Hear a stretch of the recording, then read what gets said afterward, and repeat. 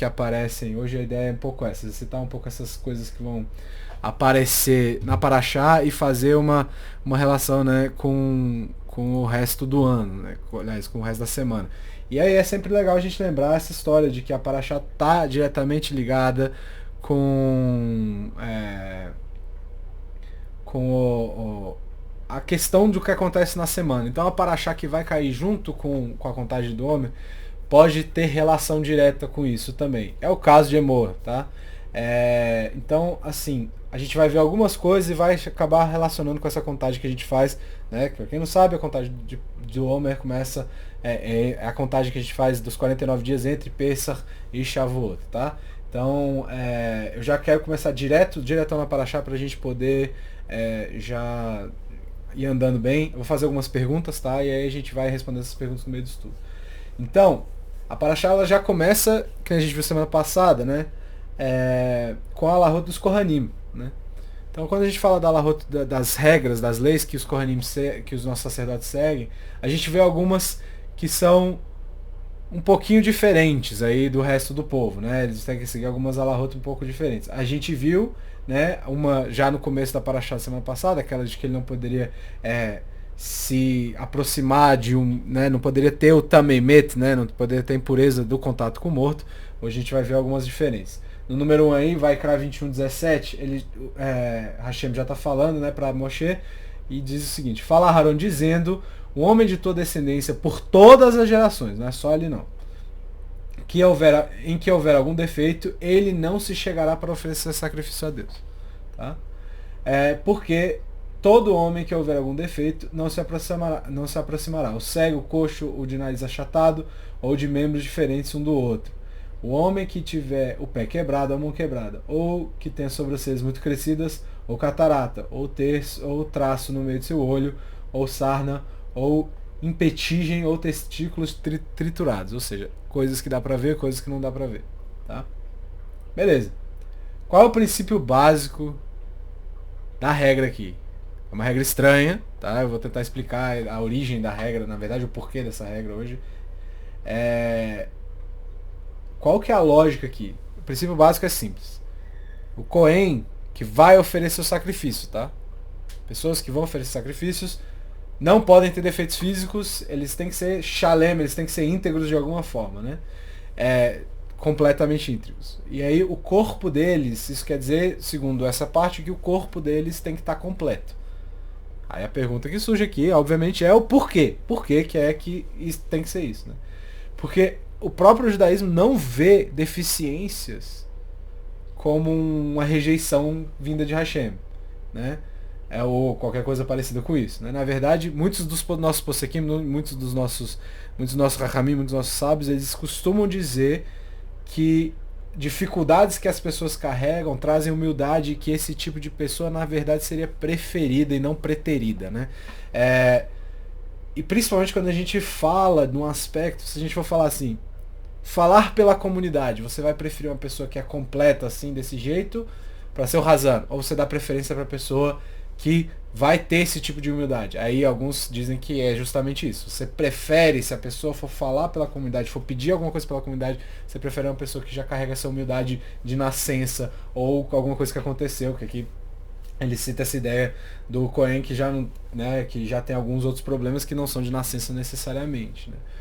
Então, se o judaísmo dá preferência por isso, a gente vê uma certa vontade de ver uma positividade por trás disso, não o contrário, falar assim, se ele nasceu assim é porque, né? Por que é que ele não pode servir no lugar mais importante? Se ele pode servir a comunidade desse jeito, sendo a voz da comunidade, por que é que ele não pode servir como alguém que é oficiante dos sacrifícios, né? No Beit HaMikdash, então, a gente tem a coisa contrária. Lá no templo, a pessoa tem que ser perfeita. E por que isso acontece? Beleza? Essa é a nossa primeira pergunta hoje. Perfeita no sentido físico, tá? A gente não está falando de caráter ou qualquer coisa parecida, tá falando do sentido físico. A segunda pergunta seria a seguinte: a Paraxá depois vai discutir isso que a gente falou agora no começo, a parte do Sefrat HaOmer, né? A contagem do Homer que pela qual a gente está passando. E nessa caminhada de Pesach até Shavuot, a gente passa por alguns Parashot, que nem eu falei aqui na nossa conversa no começo. Então, esse é o ponto no tempo que vai encaminhar a gente para o recebimento da Torá. A gente está andando em direção do Sinai, vamos dizer assim, para receber a Torá, certo? Então, qual que é o nosso trabalho principal aqui? É uma pergunta meio estranha de se fazer, mas a gente tem que aprender essas coisas.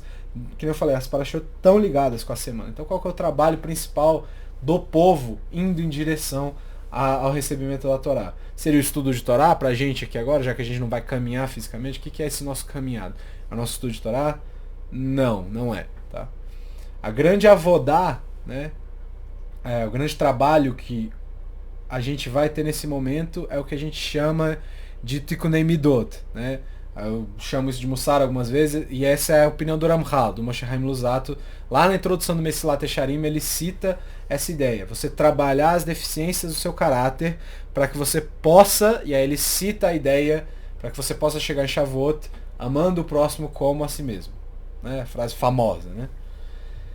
E isso, de alguma forma, acaba manifestada de uma forma extrema, eu usei forma 2 vezes, mas tudo bem, em Yevamot, lá na Guemará. Na Guemará, a gente vê a história dos... Né, a gente fala, Lag BaOmer. A gente tem um período de luto, né, dentro do Sefirat HaOmer, até o 33º dia, no qual começa a mortalidade dos alunos do Rabi Akiva. Rabi Akiva, na época, tinha 24 mil alunos, né, 12 mil duplas, no caso.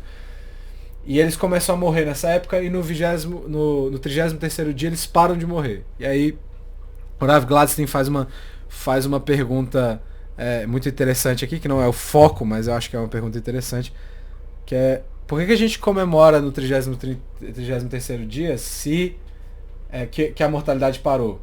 Né? Por que a gente está comemorando? Mas parou porque não tinha mais quem morrer.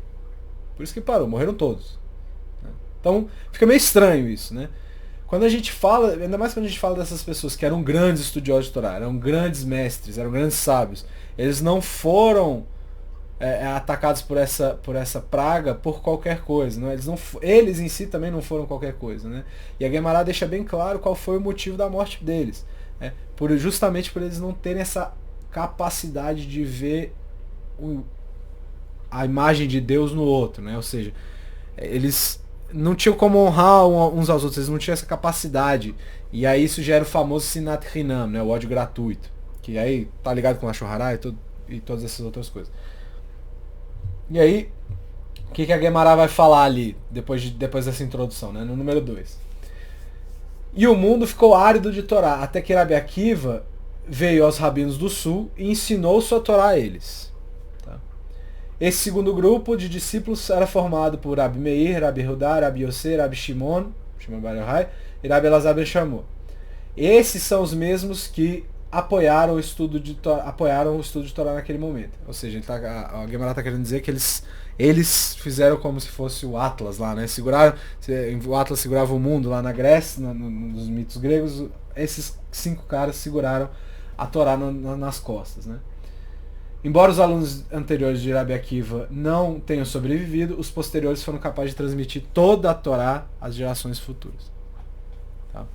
Então, se a gente for falar da Guemará em si, do Talmud, a gente está falando do Rabi Akiva e desses aí, tá? O Rabi Meir, o Rabi Hudá, o Rabi Yosef, o Rabi Shimon e o Rabi Elazar ben Shammua. Então, a Guemará está falando que estava árido, né? Que faltava, estava seco, a Torá estava sumindo, né? Estava evaporando. Até que, depois de perder 24 mil discípulos, Rabi Akiva decide levantar, certo? E começar de novo. Voltar a ensinar pessoas, ensinar novas pessoas. E ele está ensinando coisas que a gente tem que lembrar que o próprio Guemará fala, que tem coisas que só poderiam ser passadas para frente pelo Rabi Akiva. O Moshe tem essa visão, né? Ele, não que Moshe não soubesse dessas coisas, mas que só fica claro para todo mundo depois que vem Rabi Akiva, tá? E toda a Torá que a gente tem hoje, né, que sobreviveu a esse processo, vem desses novos alunos. Dessa história, a gente pode ver que esse é o momento de levantar, olhar para o que está errado e tentar corrigir. Né, de trabalhar as nossas midot, de trabalhar nossas características e pensar justamente nessa questão de amar o próximo. Certo? Então aqui a gente tem que meio que trabalhar com essa ideia, porque essa época do ano carrega essa ideia. E como que isso seria uma preparação para Shavuot? A gente precisa, então, para responder isso, a gente precisaria falar de amar o próximo. E a gente tem uma história lá em Shabat 31a que conta uma coisa que é bem interessante. Vamos lá. Número 3. Houve outro incidente houve um gentil que foi diante a Shammai, né, aquelas duas escolas, Bet Shammai e Bet Hillel, mas ele foi a Shammai e disse a ele: converta-me contanto que você ensine toda a Torá enquanto eu fico de um pé só. Enquanto eu estou aqui me equilibrando um pé, você me ensina a Torá inteira e eu me converto. A resposta do Shammai provavelmente seria da maior parte de nós, né? Shammai o expulsou com a régua que segurava. Shammai a segurava, pois era construtor e sua profissão. Então era a régua que ele usava para a profissão dele. Ele era arquiteto, alguma coisa parecida. O mesmo gentil foi diante de Hillel e disse a mesma coisa. Hillel o converteu e disse: o que é odioso para você, não faça para outro. Essa é toda a Torá. O resto é interpretação. Agora vai estudar. Quem já viu essa história aí, essa história é muito famosa, né? E aí cabe a pergunta, obviamente, né? Como é que isso aqui é toda a Torá? Isso que você acabou, que é odioso para ti, não faça outro? Como que isso é toda a Torá? Né? É fácil a gente tentar conectar isso com a ideia que a gente fala, né? Adam Leravero, né? Entre o homem e o outro homem, né? Uma relação social. Beleza, se a gente for falar desse aspecto da Torá, a gente pode dizer que é toda a Torá, talvez. Né? Mas como é que isso funciona com o homem com ele mesmo, né? E Adam Lemakom, né? E o homem com a criação e o homem com Deus. Né? Por exemplo, o que o tefilim teria a ver com isso? O tefilim você põe porque foi um mandamento divino, não tem nada a ver comigo e com vocês, por exemplo. O tefilim que eu boto de manhã não tem nada a ver comigo e com vocês, tem a ver com você, comigo e Deus. Então, o que ele teria a ver com essa história? Por que ele entraria nessa roda aqui, nessa conversa aqui que o Hillel está falando? Certo? Outra pergunta. Toda a Torá oral sobreviveu graças ao Rabi Akiva. Tá? Segundo a Gemara, pelo menos. E ele seria a encarnação, vamos dizer assim, dessa parte. E aí, como ele carregou, ele levava aquilo com ele, não só no que ele escrevia, no que ele falava, mas no que ele era também. Tá? Então, a partir disso, a gente tem que ver uma coisa que é interessante. A história da Gemara em Menachot 29b, no 4, é uma coisa que é importante a gente olhar. Diz o seguinte: Rav Yehudá disse em nome do Rav. Quando Moshe subiu aos céus, e essa é a história que eu citei mais cedo, né, ele se encontrou com o santo bendito seja, sentado e amarrando as coroas na letra da Torá. Quem já viu uma Torá escrita, né, a Torá de sinagoga, vai perceber que algumas letras têm as coroas em cima. Né? Isso não é comum na nossa Sefer, ele não tem essas coroas, pelo menos eu acho que não. E aí Moshe viu o Hashem escrevendo a Torá com aquelas coroas e ficou, né? Moshe disse diante de Hashem: mestre do universo, quem está impedindo você de dar dar a Torá sem essas adições, ou seja, sem as coroas? Hashem disse: há um homem que está destinado a nascer depois de várias gerações, e Akiva Ben Yosef é seu nome. Ele está destinado a derivar todos os braços dessas coroas em várias alahot, no caso. É por causa dele que as coroas devem ser adicionadas às letras da Torá. O que é que Moshe faz agora? Moshe fala uma coisa muito interessante. Moshe disse diante de Hashem: mestre do universo, mostre-o para mim. Hashem disse: vá para trás. Quando Moshe pede, Hashem já leva ele para a época de Rabi Akiva e pede para Moshe sentar na parte de trás para não chamar muita atenção. Moshe era um cara alto, um cara forte, um cara bonito, então ele não podia chamar atenção, ele tinha que ir para trás. Certo? Aí ele foi para trás. E aí, o que ele vê? Moshe foi sentar-se no final da 8ª fila, que era a última, no caso, dos estudos da Rabi Akiva. E não entendeu do que eles estavam falando. Moshe, o mestre da Lahá, não sabia o que o Rabi Akiva estava falando. Tá? A força de Moshe diminuiu, pois ele acreditava que seu conhecimento de Torá tinha deficiências. Quando Rabi Akiva começou a discussão, seus alunos perguntaram: meu mestre, de onde podemos derivar isso? De onde que vem isso que você acabou de falar? Rabi Akiva respondeu: a Alahá é uma Alahá transmitida por Moshe no Sinai. Ao ouvir isso, sua mente ficou tranquila, pois isso também faria parte da Torá que ele receberia. Ele disse diante de Hashem: mestre do universo, você tem um homem tão grande como esse e ainda assim escolhe dar a Torá através de mim. Cara, isso é sensacional. Isso aqui, Moshe era o cara que tava falando com Hashem cara a cara e ele tem a coragem de falar assim, não, tem alguém que é, sabe? E aí ele pergunta, por quê? Por que você vai dar a Torá por mim e não por ele? E aí Hashem fala, fique quieto, né? Basicamente Hashem fala, eu faço que eu que decido o que faz aqui, você, né, fica aí na tua. E aí é interessante porque esse mesmo Rabi Akiva, eu trouxe essa história aqui para dizer qual a importância dele de fato, tá? Esse mesmo Rabi Akiva, segundo o Rashi, fala o seguinte, o Rashi, ele tem um comentário que vem de uma derivação da Gemara, que está em Vaikra 19:18, que diz que Rabi Akiva disse o seguinte, esse é o princípio fundamental da Torá. Qual que é o princípio fundamental da Torá? Tá? O princípio fundamental da Torá é ame o próximo como a si mesmo. Beleza? Então, se essa é a grande preparação para receber a Torá, a gente tem que entender primeiro o que é a Torá.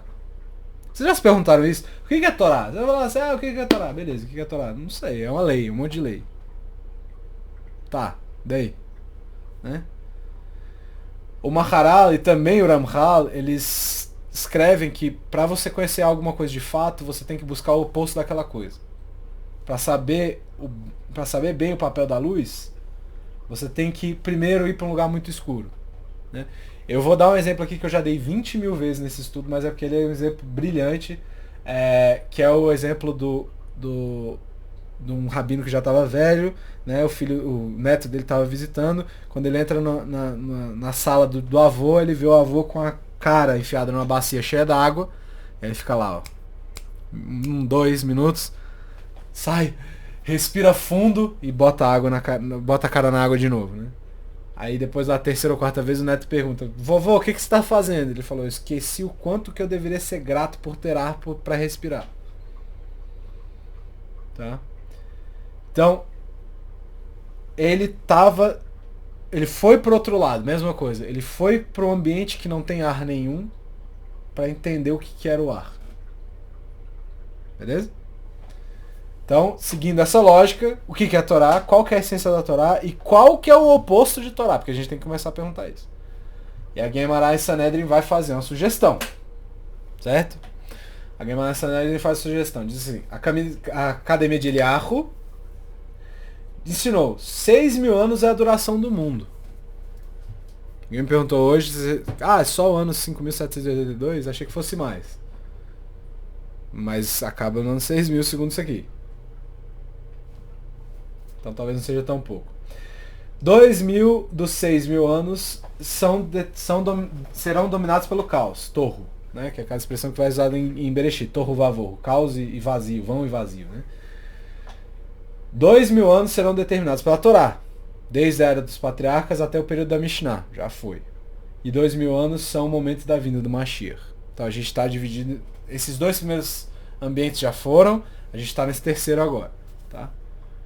Então beleza, esse terceiro é a combinação do segundo. Qual que é o contrário do segundo então? Né? A gente vai tentar entender um pouquinho desses 3 períodos aqui. Bezat Hashem, eu vou ser capaz de explicar um pouquinho isso aqui. Mas a gente fala de 2.000 anos de caos e depois vem 2.000 anos de Torá. Então esse é o contrário de Torá. Tá? E o Arizal fala, a partir lá do Tikkun Zohar, na parte de Vaishlar, ele fala que justamente uma porção que costuma não ser comentada, a gente tem que prestar atenção aqui. No momento que Yaakov encontra o irmão com a família dele, sabe quando eles, Yaakov tá voltando, tá saindo da casa do sogro, e aí ele vai se dar de cara com o irmão dele, né? Aí o Arizal fala, a gente fala muito pouco disso, então eu vou ter que comentar sobre isso. A Torá vai lá e fala o que nessa parte? Número 7. Esses são os reis que reinaram na terra de Edom. A terra de Edom é a terra de Esav, né? Antes que houvesse um rei aos filhos de Israel. Em Edom reinou Belá, Ben Beor. O nome de sua terra era Divinhava. Belá morreu e reinou em seu lugar Yorav Ben Zerach, de Botzra. Tá. Daí. Essas maluquices de estudo de Torá. Tem umas horas que chegam umas coisas pra gente que você fica assim. Sim, e daí? Isso aqui serve pra quê? Né? Sobre essa porção, o Arizal fala o seguinte. Eu vou ler exatamente o que ele fala. Esse é um dos maiores mistérios da criação. Aí você fala assim, não, mas é o nome de um monte de gente. E aí ele fala que o mundo foi criado em duas partes.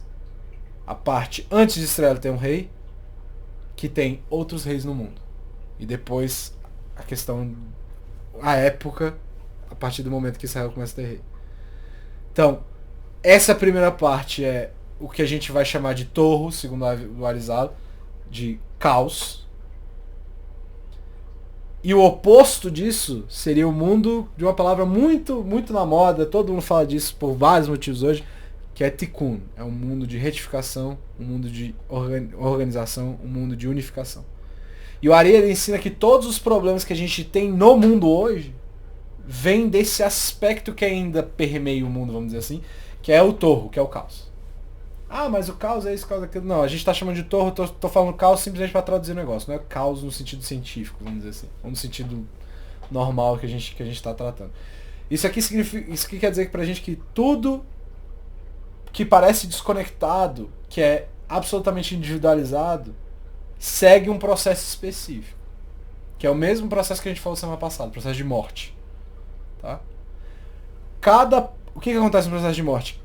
Cada parte, quando a gente, né, foi o exemplo que eu dei, cada parte de nós, nossa parte física, nossa parte espiritual, elas se separam e vão para lugares diferentes. Essa força vem desse aspecto de torro. Ele traz esse sentimento de falta de conexão. Aquele sentimento de que não tá parecendo certo. Não tem nada no lugar. Tudo é meio pequeno, tudo é meio significante. Isso gera um monte de coisa. Depressões. Se você tá num processo de torro em si, você fica deprimido, porque nada faz muito sentido. Tudo que, mesmo as coisas boas que acontecem, são pequenas. E aí lá nos escritos do Ari, esse mundo de torro, ele é descrito por ele como um mundo de Nekudot. Né? Nekudot são aqueles pontinhos que tem indicando um monte de coisa na Torá, né? Indicando vogal, indicando as vogais pra gente saber ler direitinho. Só que ele fala que esses Nekudot estão espalhados, então são vários pontos espalhados e eles nunca se conectam. Não tem ninguém para pegar uma caneta e conectar todos os pontos, eles ficam espalhados e é isso.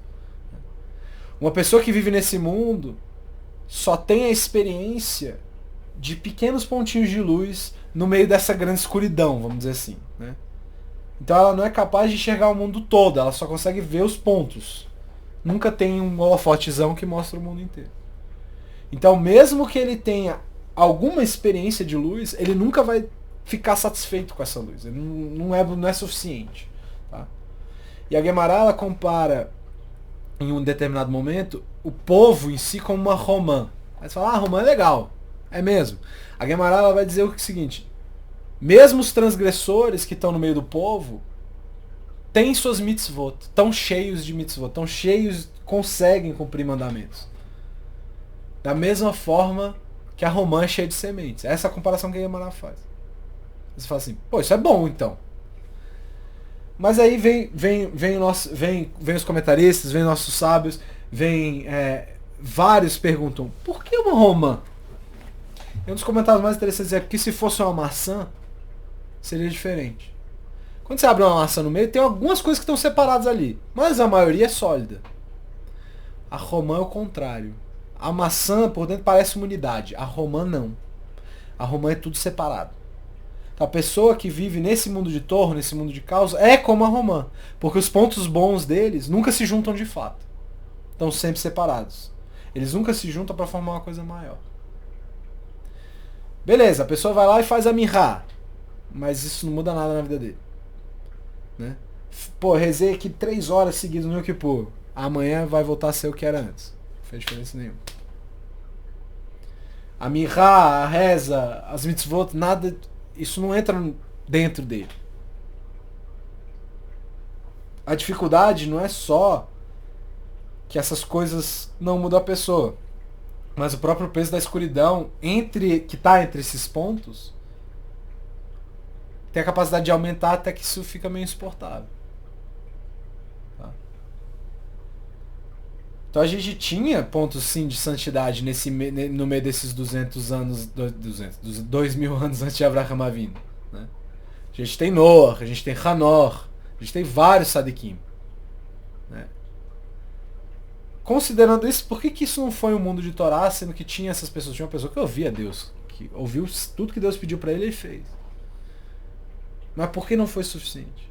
Porque esses pontos nunca se juntaram para revelar o mundo em si.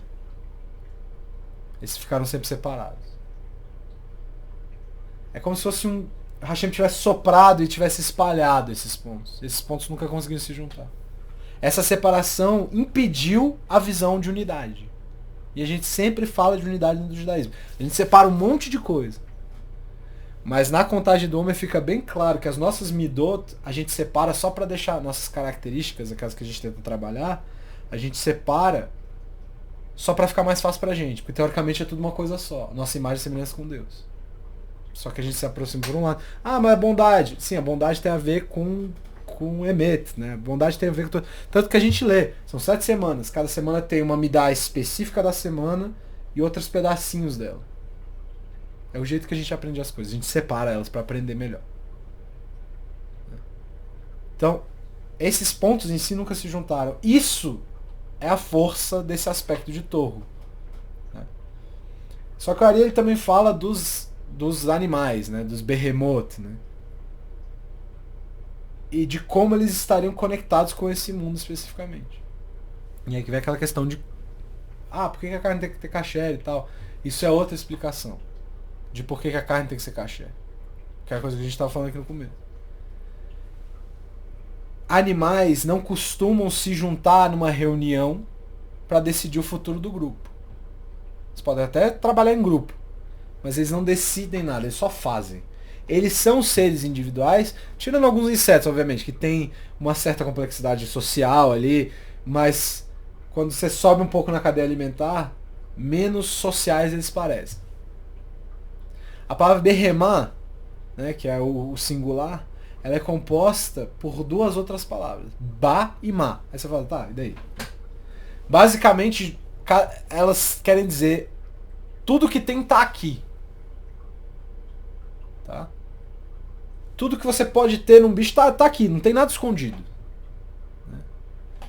E ele se relaciona com o caos justamente porque o indivíduo é aquilo ali e acabou. É aquilo que você vê e acabou. Não tem nada dentro. Você abrir vai ter a mesma coisa em todo bicho. Se você for olhar os mamíferos, é praticamente a mesma coisa. Né? Se fizer a anatomia comparada lá no LB, tem anatomia comparada dos cordados. Você vai ver que todo animal tem uma coisa muito parecida entre eles. Mesmo a raia, se você for comparar com a girafa, não é igual, mas é parecido. Tá? Então, é aquilo e não tem mais nada. Não tem como trabalhar para melhorar aquilo. Aquilo ali só trabalha para melhorar a adaptação. Não melhora o mundo. Ter a vaca de hoje ou a vaca de 100 anos, 1000 anos atrás, tanto faz. Por isso que espécies somem e aparece o tempo inteiro. Porque é assim. Não muda, não melhora o mundo ter bicho X ou bicho Y. Certo? Do ponto de vista espiritual, obviamente. Tá? A gente não vê grandes objetivos ou sonhos dentro dos outros animais. A gente falou dessa separação de animal e ser humano semana passada. A gente só vê aquela ideia da sobrevivência. Seja a sobrevivência do mais forte ou do mais adaptado. Mas não importa. O animal quer sobreviver. Isso acabou. Então, Adam, se a gente for buscar o outro lado, que a gente fez semana passada, Adam está conectado com outra palavra, né? Que no aramaico seria dimion, né? Que é a imaginação. O homem, ele tem e quer fazer, tem a ideia e quer fazer parte de uma coisa muito maior. Ele quer ajudar. Às vezes a gente não sabe o que a gente quer ajudar, mas a gente quer.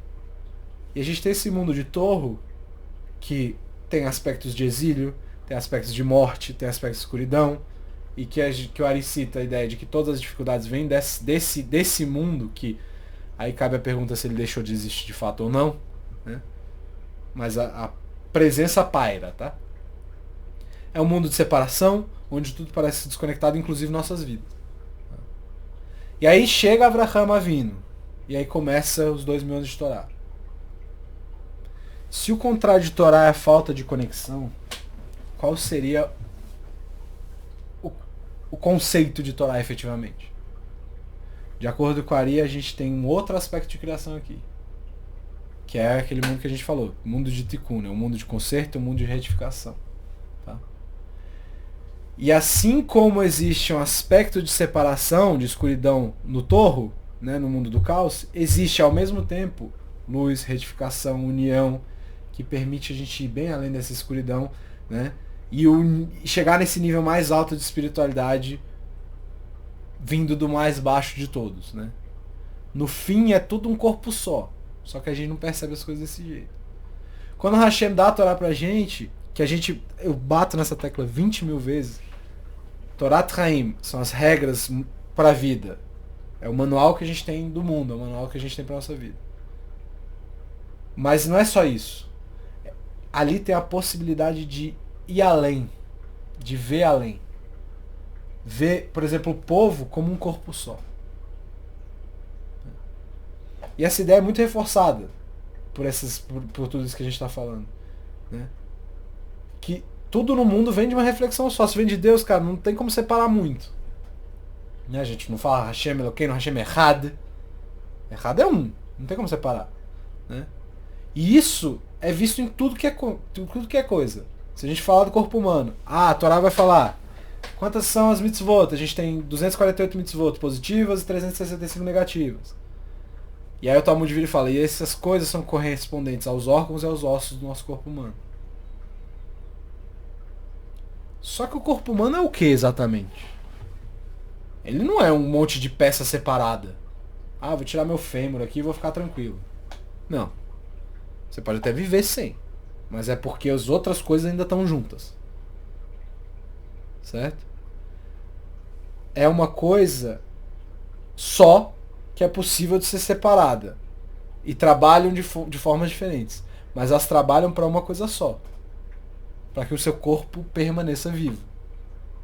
A Torá segue um pouco esse modelo. Ela traz uma forma de consertar esse caos. De juntar aqueles pontos de luz que estão separados. Que nem todo o nosso corpo tenta fazer. Traz todos aqueles pontos de luz perto um do outro. É a caneta que você vai lá e junta os pontos. E mostra o quê?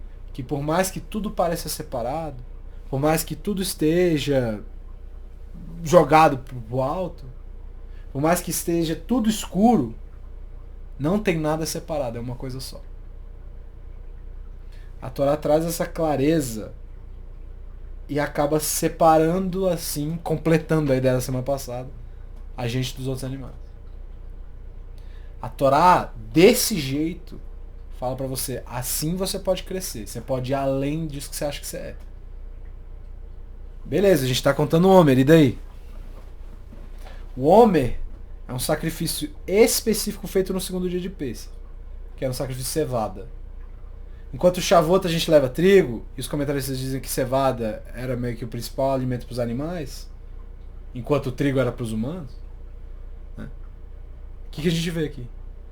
Que o caminho de Pêssach até Shavuot é a saída do animal para o ser humano. Você sai de bicho pra gente. Certo? Misraim, eu sempre falo disso, né? O que quer dizer Misraim? O que quer dizer Egito? É um lugar apertado. Quando você está num lugar apertado, você começa a ficar inquieto. Logo você não aguenta mais ficar ali. Isso piora o caos. Ah, não, mas tá apertado ali, tá tudo contido. Não tá contido, porque dentro da tua cabeça tem outras coisas. Né? Mitzrayim quer dizer lugar apertado. Né? É não ser capaz de ver nada que é maior do que aquela situação que você tá. Né? Quem é um pouco mais maior, né? Que já viajou de avião de classe econômica, sabe o que eu tô falando. Às vezes até pessoas que não são tão grandes assim que não tem nem espaço para sentar direito. A única coisa que você quer é sair dali. Você não tá pensando mais nada. Você só quer sair dali. Não, tem mais 5 horas de voo. Eu só quero ir embora.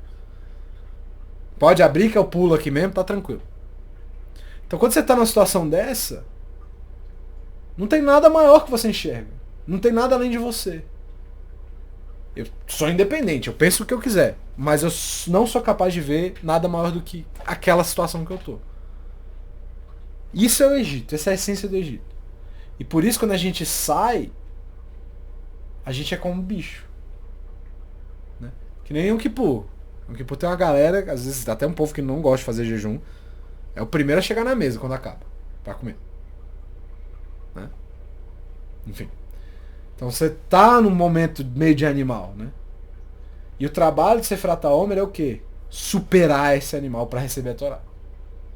É entender que tudo isso faz parte de uma coisa maior. E esse maior recobre tudo. Não é só aquele momento. Desde o mais baixo até o mais alto. Isso é tikkun. Isso é conserto. E a Gemara, ela traz uma sugestão, e essa sugestão está completamente inscrita lá na Mehiltá do Rabi Ishmael, tá? Mas eu botei só aí a... Ei, eu não botei aí, tá, não importa. Mas ele conta o episódio que Hashem dá a Torá, eu não botei por causa disso, acabei de lembrar, que é grande. Oferece, na verdade, a Torá para os outros povos. Aí os outros povos perguntam, o que é que tem aí? Isso até virou piada, né? Quanto que é? O judeu pergunta. De graça, então me dá 2, né? Não é isso. Mas vai oferecendo para os outros povos falam, mas o que tem dentro desse negócio aí? Aí eu falo, você não pode matar. Mas a gente gosta de matar, né? Os romanos, por exemplo. A gente gosta de matar, não quer, não. Pode passar. Né? Então, todo mundo botava um entrave para receber o negócio porque não queria fazer. Não, a gente gosta de roubar, a gente gosta de adultério, a gente gosta de... Esses são os vários exemplos, né? Que a Mehiltá traz. E Shabbat e Teteuá, quem quiser depois olhar, também tem um pedaço desse. Certo? Então, Israel responde como? Israel responde Naaseh Venishma. Mas o que é Naaseh Venishma? Faremos e ouviremos. A interpretação mais pshat que tem, o maior pshat que tem aqui, né, o mais simples, qual que é? Que as nações quiseram investigar e interrogar.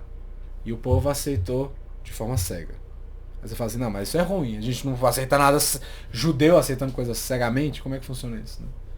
A verdade é o quê? Que se a gente analisar um nível um pouco mais profundo, a gente vê outra coisa. As nações viram a Torá como? Como vários pedaços. Esse pedaço aqui eu não quero. Se tirar, eu pego. Mas não é isso. Mesmo a Torá sendo a personificação da unidade, eles viram o caos. Não matarás. Na nossa sociedade não tem como. Não roubarás. Na nossa sociedade não tem como. E foi assim que eles viram a Torá. Quando o povo responde Naaseh Venishma, o que ele está dizendo? Que a gente entende que a Torá é a resolução para esse caos. É o que dá organização para o caos. Significa que tudo é uma coisa só. Tudo vem de um lugar só. Isso é a Torá, efetivamente. Certo? Depois de Avraham e os 2000 anos de Torá, a gente vai ter o quê? 2000 anos da vinda do Mashiach. Beleza. O que é que quer dizer isso? Se Torá é unificação, Mashiach tem a ver com essa ideia de que a unificação vai deixar de ser uma coisa teórica e vai virar uma coisa presente em todos os aspectos, nos nossos corações, no mundo real, e passa a deixar de ser só um estudo que a gente percebe funcionando. Todo mundo vai ver o que a gente vê, é isso que eu quero dizer. Mashiach significa que esse conceito de Torá vai virar óbvio ao olho nu. Né? Que qualquer um vai ser capaz de enxergar. Que nem, assim, óbvio que não vai ser qualquer um, porque sempre tem um cego, né? Mas, no geral, as pessoas vão ser capazes de ver.